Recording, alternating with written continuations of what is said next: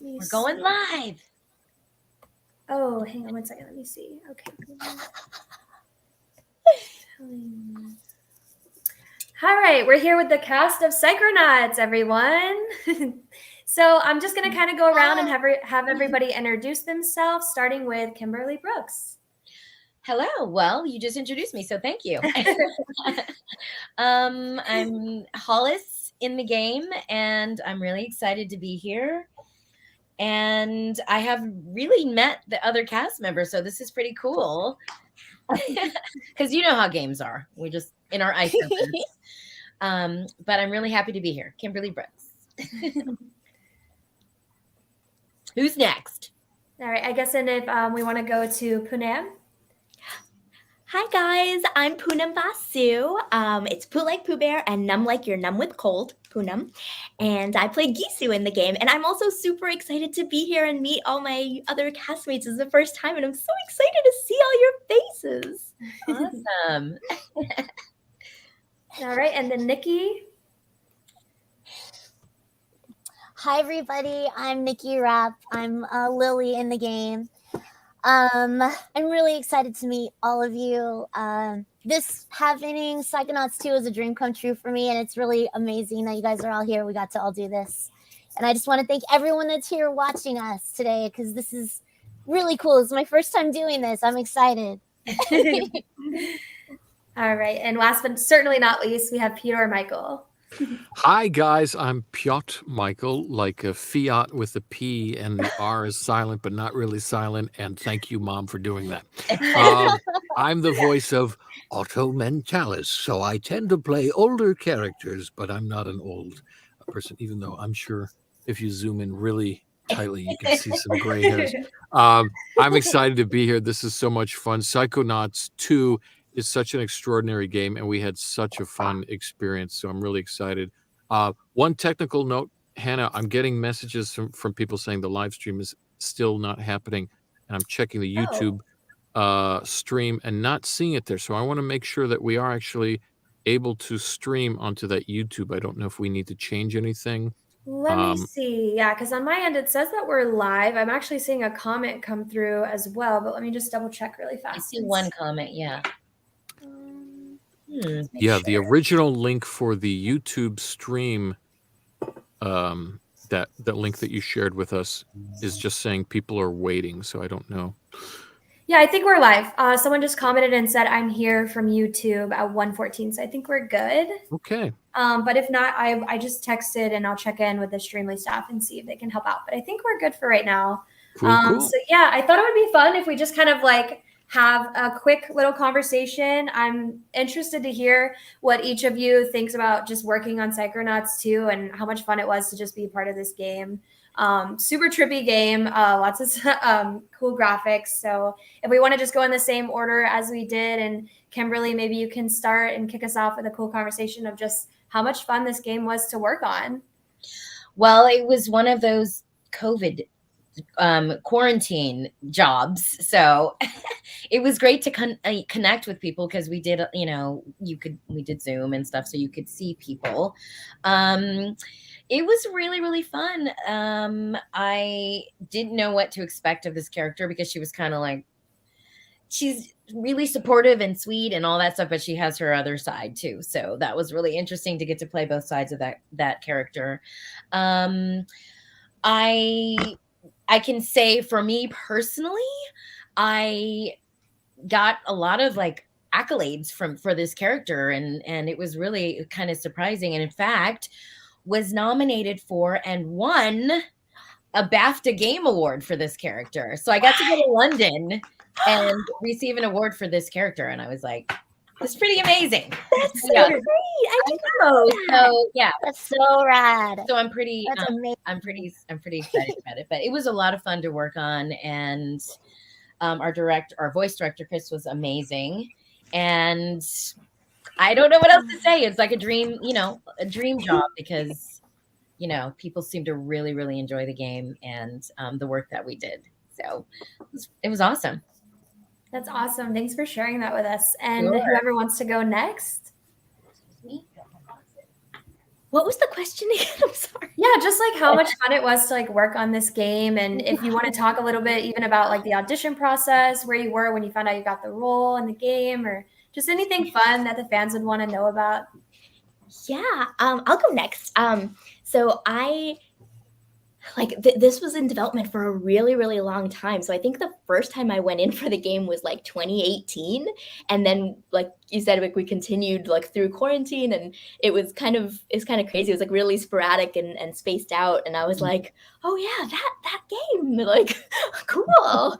But one of my favorite things when I got cast was that Gisu is she's based off of like the Skatistan girls. I don't know if you guys ever watched that documentary about the group who, you know, they teach like skateboarding to like kids in Afghanistan and well, actually, I think they actually had to leave Afghanistan recently, but they've moved to like South Africa and like other amazing places. And like a lot of young girls are doing it out in the Middle East. And it's just really helped with so many things. And I think it's a nonprofit organization. And I loved the documentary. I remember seeing it ages ago and was so inspired.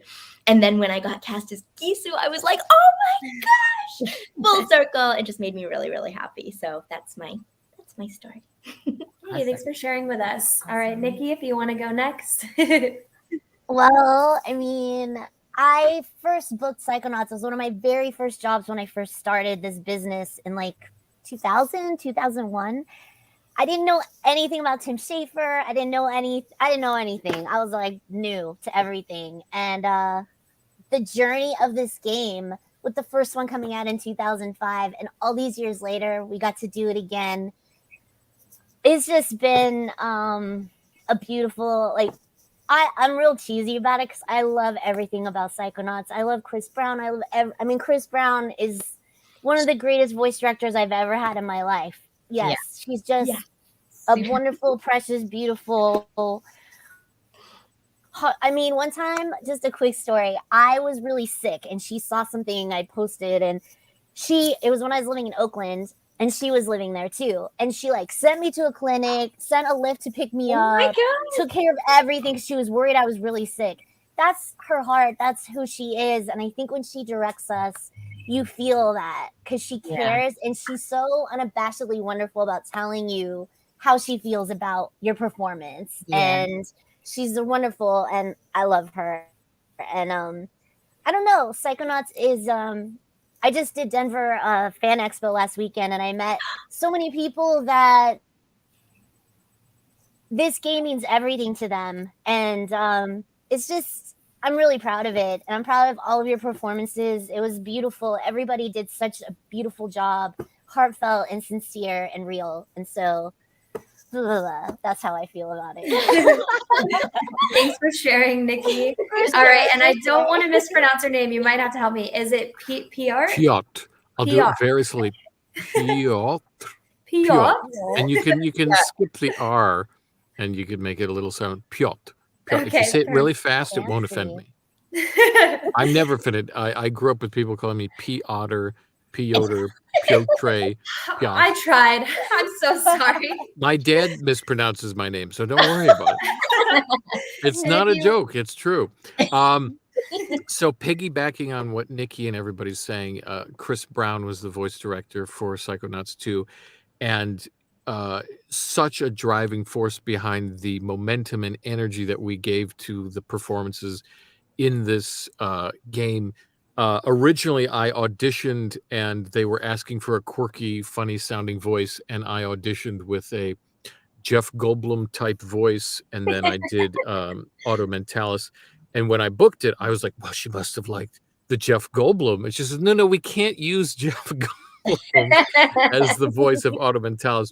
And it was, of course, Otto was the one speaking then, but I was very excited because I thought maybe Jeff Goldblum could sneak into a game, but no, of course there'd be legal issues. But Chris was so much fun because she really, she was the only audience we had, because we were mentioning that this was, done during COVID. So like we are doing now, remote streaming, we were doing very much the same process where we would record, and I didn't even get to see Chris. We were recording, and I was listening to her, and she would be the best audience, just laughing at every line. And it was so much fun, and it didn't feel like work. So, I feel humbled and privileged to be in a show where it doesn't feel like work. It's just absolute play. And I think that reflects the audience's appreciation for the game, because you see the performances, you play the game, and it feels so coherent and so much a part of, like, everybody's dedicated to this game, their performances. And when you play, it feels so real and authentic, even though it's the craziest game ever. I love that. So we do have a fan question from Real Yoda. They want to know from the cast, which was your favorite Psychonauts game? Was it the first or the second? Well, I'm only one, so I think you've got to play them both. And what's great about the second one is that a lot of people didn't get a chance to play the first one, either because the system was just, obsolete. And so this is a chance, and I think is a great reintroduction to Psychonauts. And, I think we would all favor part 2 because we're all in it, and it was great to promote this game. But I think what they established in the first game was so important to the success of the second game, of course, because, it built such a cult following. So I don't know if I have a favorite. I would say that you'd have to play both games, because they're both the same while being wildly different, because 2, I think, just makes number 1 better. It's the second part. And that's rare, because we have been nominated and won several awards for being such a well-developed game. Yeah. Great answer. I do want to ask you guys, and this can be for Psychonauts or just any voiceover work that you've done. What do you think has been your most challenging role, like in the voiceover world, that you've done? Oh.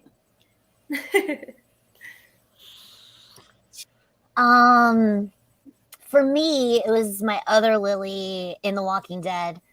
For a lot of reasons, it was a darker performance. Like, I usually am have silliness and stuff, and this one she was just not silly. I had no fun bloopers. I had nothing, because it was just too serious. But as far as the acting challenge, it was my favorite role.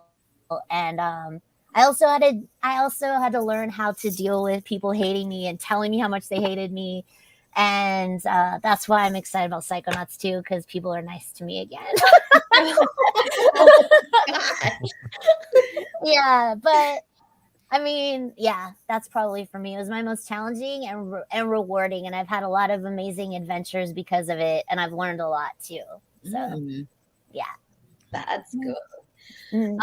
For me, that's a really hard question, because I don't know. I feel like the casting people are so good. You do your auditions, and then you kind of like, you get the role you're supposed to have, because you go through the whole process. But I would say, just kind of what you reminded me of it, Nikki, was being hated in a video game was Ashley from Mass Effect. Because she was a space racist, and so space racist. Yeah, she was like a total xenophobe, space racist. So it was weird, like having people like dislike, because you could kill the character off, and people would be like, I killed your character off all the time, because stuff like that. So, and there was a lot of dialogue, and she was this character in Mass Effect was into poetry. And so there was a lot of like poetry reading, and like, I don't know, it was like hard to keep it real when, because I'm not. So anyway, that was a little bit challenging. I thought Ashley from Mass Effect. Yeah. Wow. Anyone else want to share? I think, well, I've been really, really excited to do more like anime and stuff like that. And I just got to be a part of Love Live Nijigasaki High School Idol season 2. And I had no idea like how technically complicated it is to do anime dubbing. And I was just like, oh yeah, this is a natural fit. I've got a great voice for it, and I love watching anime, and I've totally got this. And I was like, oh, I totally don't got this. What? Yeah. I just loved learning like how like, I can't wait to do more of it. First of all, I loved it, but I was really like it was definitely way more of a challenge than I thought. And like the lip flaps are so like I thought I practiced and like did everything, and then I got in and I was like, oh no, this is way more complicated. Oh, And I yeah. was so impressed with the director and like just how she knew. And she was like, oh, let's squish this and let's do this. And I was like, how? Like I couldn't tell what she was doing, but as soon as I heard it, I was like, brilliant. Wow, how did you know that? Like, Yeah. it's really pretty awesome. So that was definitely a really cool Wow. challenge. And then Gisu was actually a little bit of a challenge because I worked with Chris on like kind of creating like a mix for her accent, because it was like Middle Eastern, but not like strong Middle Eastern, like American with like a hints of Middle Eastern. And anytime anybody asks you to do an accent with like hints, it's always complicated. So I remember I got really in my head at first, but Chris is so wonderful and makes you feel so at ease. And I think I figured it out, but but that was definitely really fun and a little bit of a challenge. Yeah, that's a whole other skill set. The dubbing Yeah. from another language with the lip flaps, and they try to and even the emotes, like the way it's really, really challenging. It was Stephanie Shea, your director. No, Megan Shipman. Oh, okay. I was gonna say Yeah. she's really good too. Oh, they're great. And I love the girl power of the female actors out there. But yeah, it's a whole skill set. Looping and dubbing. Oh yeah, that's challenging. That's awesome. Yeah. For Yeah, sure. respect. Yeah. Much respect. It throws you off your game because you come in and you have this idea of how your character wants to perform, and it's already an established timing and inflection sometimes where depending on the producers of whichever country produced it, sometimes they're on the line and they go, no, the intention needs to be here, and you go, that's so un-American. So it depends on your director here, the local director, and how strong a will they are to go. But I would relate to that for sure. And for me, I mean, I love every challenge I get. I don't know if there's ever been a role where I went, oh my gosh, I can't do this. You know, usually the director, whoever's casting casts you well. So when you're cast, you're able to perform. Hopefully, you know, there's always that challenge where it's like, yeah, you get nerves and that sort of thing, but they cast you knowing that they can hear the confidence in your voice. They know you can do the performance. For me, I think the most challenging thing are usually voice matching, which I do a lot of, depending on whoever the actor is. Sometimes they will give me a reference for a voice actor or just any actor, and they'll say, we need to continue on this voice. He passed away, or you're doing a parody of the voice or whatever.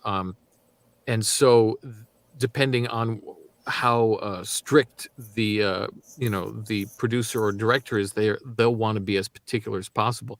But I once did with Darren Aronofsky. We did the film called Mother with an exclamation point, and I did Javier Bardem, voice matching him. And what we did was we went to record, and when you do ADR, which is automated dialogue replacement, where you're dubbing over the actor, we had to do some lines, and Darren Aronofsky was very particular, but he wouldn't really say yes or no. He would just make you do 1,000 takes. And it started weighing on you where you just start sweating. You're like, I'm screwing this up because he's making me do more and more and more and more takes. But as I went on, I learned like, oh no, this is just the process. He's trying to get as many variations as possible. And then to top it off, we couldn't see anything. So we'd be recording and it would be just, black screen. And we'd be like, because he's like, it's all a secret. You can't know what the film is. And we're like, well, how am I supposed to match his lips or do anything? He's like, it's fine. Just listen to him and do his, I was just, that one I was sweating. And it made me sweat more because they had flown me out across the country from Los Angeles to New York. And I was there on their dime at a hotel for 3 days. And that adds pressure because it's not like, well, I'll just go home and cry. Right. It's like you're in a hotel and you got to do. I got the job done and it was fine, but it was it's stressful when you're thrown into a situation and you don't know how the director is going to approach it, especially like an art house director like Darren Aronofsky. Yeah, that sounds Wow, that that's sounds wild. intense. Yeah. We have another fan question for you guys. If you'd like to answer, they want to know, what's your favorite line/exchange? From Psychonauts? Yes. Hmm. Or you guys could answer just in general if you have a favorite line from something. We'll leave it open. I'll go last. Okay, there's one line that came to my head, so I'm gonna go with it. I can't remember the exact one, so it's gonna be a paraphrase, I think. But it's the one where Gisu like runs to her skateboard and she's like, "Did he hurt you, baby?" And I think someone thinks she's talking to them, but I'm actually talking to my skateboard, and I just love that. That's a good one. Nikki, I'm you have taking one? it back to the OG. Yeah, the original Psychonauts. This is the line that is one of my favorite ones I ever got to say, and yeah, it was just perfect. It was oh my God, let's make out. That was her eyes. Yeah, when they first, kissed and stuff. Yeah. Oh my God, that's so cute. Yeah, That's it was a good. super That's a cute. good one. That's It was There's- really good. There's so many lines, and the thing is, you kind of forget because you do them so quickly. Yeah. I'm trying to think. Auto Mentalis was in his laboratory, and he, I think he says, "I'd love to chat, but I've got to make like a brain and bounce." I'd love to chat, but I've got to make like a brain and bounce. That's amazing. It's like the most ridiculous thing. Like what brain bounces? I'm going to start There's using that only at work. one When way to anyone needs find out. anything, I'm just going to say that. It's like a brain and bounce. I love that. That's a funny one. You guys all have such great lines. I don't remember any of my lines, and I don't play video It's games. hard to remember when you do something so Oh long gosh, ago, and you know? it's like, and That's the thing, we recorded like sometimes So 2, long 3 ago. years ago. and Yeah. and Tim, what a great script, what great words he's written, and he's just so. I got to party with him in London. That was really fun. Ooh, Oh, you got to the party best. with the legend, The legend in Tim London. Legend. Yes. Yeah, Tim Legend. Yes. So I wish I Wow. could remember some of the great lines. There's one on my Mhm. photo that says, "You're in the mail room. Your mentor is Nick John Smith." I don't know what that means, but that's on my photo.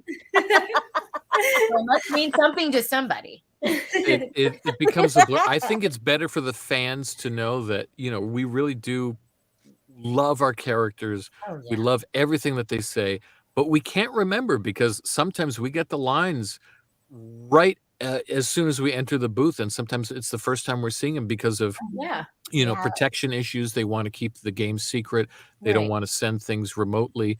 So a lot of times we're in and out, and the lines are just whoop, in our head and gone. We get the intention and direction from the director, and we be as authentic as possible. But yeah, the lines will just boom. Unless you're playing the game 3, 4, 5 times, Yeah. it's hard to Have a remember. moment. Yeah, exactly. And like, Uh, unfortunately, I don't play any video games at all because I just don't have that coordination. I just don't have it. I've tried. I can't. It's okay. I don't have it either, Kimberly. Okay, thank you. Aside from No, one I game of League of love hearing you Legends. say that because I remember when I first started voicing video games, I felt like such an imposter. Because you're like, I oh gotta my know. gosh, Yeah. how do I hide this? And then I tried to play and I was terrible. And I was like, this is awful. And then, I realized that actually it's quite common that there's a lot of actors who don't play. And I'm like, oh, I'm okay. I'm bumping into It's walls. hard. I don't know how to move this. I can't shoot. I'm shooting myself. Like But that's watching gameplay is really fun. Like I do Yeah. that sometimes on YouTube, and sometimes I make my partner play. I can love watch him watching 'cause people. He's really good at video games. And sometimes I'll like backseat drive with him. Like I'll be like, "Oh, go there," and he's like, "You're not playing." And I was Are like, you leaning to the left when he's playing? Like, We have another really great question from a fan. They want to know what has impressed the cast about the Psychonauts fan base. Mm. Oh. Well, they're not Sorry. psycho. That's a good thing. They're passionate and they love the characters. I think, I mean, I'm speaking just from what I've Mhm. experienced playing the game and seeing the performances that everybody does. They're such fun characters, and that, any successful show or game really is the characters that people connect with. And I think fans connect with these characters because there's no other game like it that goes and talks about, you know, psychosis, things that happen in the brain, things that are there. And there's a lot of things that you relate to when you play these games, because there's the shadow self, there's the light self, there's all the, you know, different emotions and that sort of thing. So people playing the game, they connect on some level. And I think really there is no other game like that that has so many different, you know, facets where they go, hey, this connects to me, or I feel that this happened to me, or this is something that I think about or feel and experience. And also like going into the world of your brain, you know, is just so much fun. Trip. You know, on a lot of games that we play, I know I personally like to play games to escape, you know, and so I think people love it because it's a whole different universe. Wow. Yeah. Good answer. Anyone True. else? Nikki, do you want to go next? Yeah, I mean, when I've gone and done like a lot of cons, and all through these years of no Psychonauts until now, we have Psychonauts again, and it was always a constant. People always were like, is there another one coming out? Is it going to happen? And, you know, there was a long period of time where I was like, I don't think it's happening, you guys. Like, I don't know if it's going to happen. And then when I found out it was happening, I was like, oh, okay, now I have to really like keep it together, because, you know, it's everyone waited so long. Like, they waited so long. And especially last weekend, what I heard from people is everybody was so over the moon about it, just completely were not disappointed in any way about Psychonauts 2. They just loved the new characters. They loved how the story continues, and they loved how we literally sounded the same, which made me happy too, because I mean, it's been, you know, 16 years, and you know, I think I probably sound the same as I did when I was 12 anyways, but I mean, it's just it's been a wonderful thing, and the fan base is just, it's a beautiful fan base. Really happy people. They really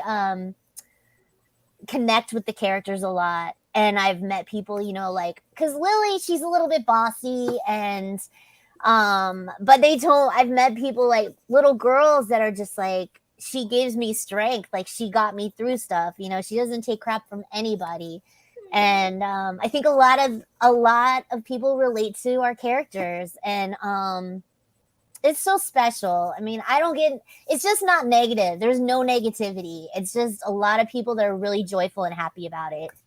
That's so great. Yeah, it's really refreshing, especially in these days. Yeah. No. Well, I haven't done any conventions because of the thing we don't talk about, COVID. And Voldemort?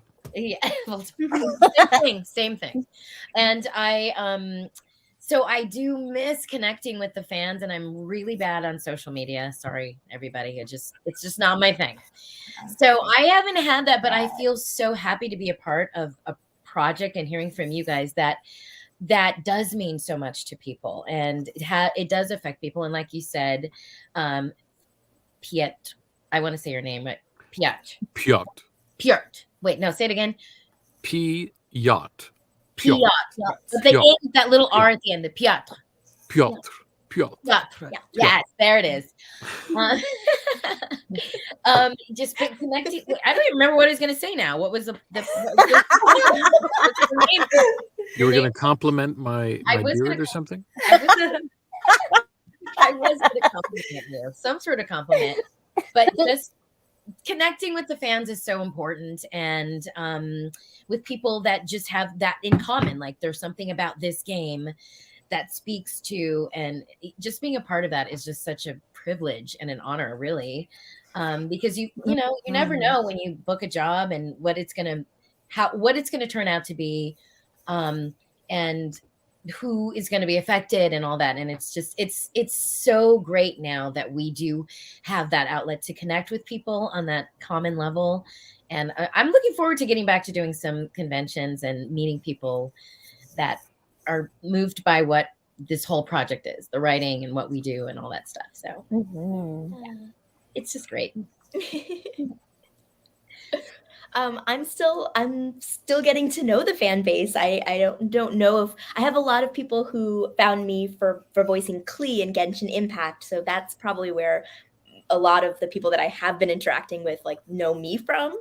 But it's been a little bit slow. But the people that I have met, I just started going to conventions myself, and the people who know Psychonauts, like when they're there, I love their passion and they're so specific, and that's been really, really fun. And I'm really excited to meet more people who are Psychonauts fan because I love this stuff. I think this is so fun and so great, and really, really looking forward to connecting more. Yeah. Great. Thanks for sharing, you guys. Super cool to hear about your thoughts and opinions. We have another fan question, if you guys don't mind, for one more. They want to know, do voice actors often get the chance to ad-lib any lines or give input to the process? If so, does anyone have any examples they would like to share? I don't feel like it's that often with video games that you get to do much improvisation because it's pretty set and they got... It's usually really specific. That's been my experience. Animation maybe is a little bit different, but no, I don't know. What do you think? What do you guys think? Yeah, in my experience, it's not a lot, but I actually had this come up in a different panel, and there were some voice actors on that panel who were like, "Oh yeah, I improvise all the time," and I was like, "Really?" I think So it I don't know. depends on the person sometimes because I know I like to be silly and play around even if I'm doing something serious. I think maybe it's just my temperament where I will just start saying lines, after the fact. But I think there's a rule where, if you're given 3 options, if you say, hey, give us an A, B, and C take, usually the C take is where I save for something where I change up the line or that sort of thing. But with Chris Brown, who's the director, she's so open and playful.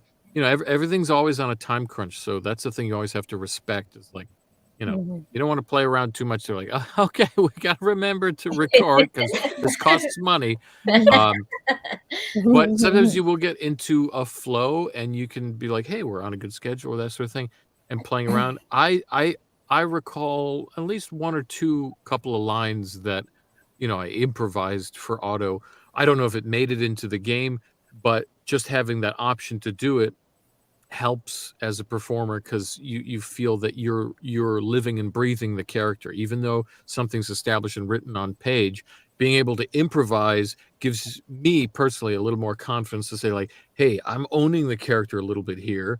You may not use what I'm saying, but I'm feeling the character out. I'm seeing how far I can take this, to make sure that this is within the boundaries of what he or she would be thinking.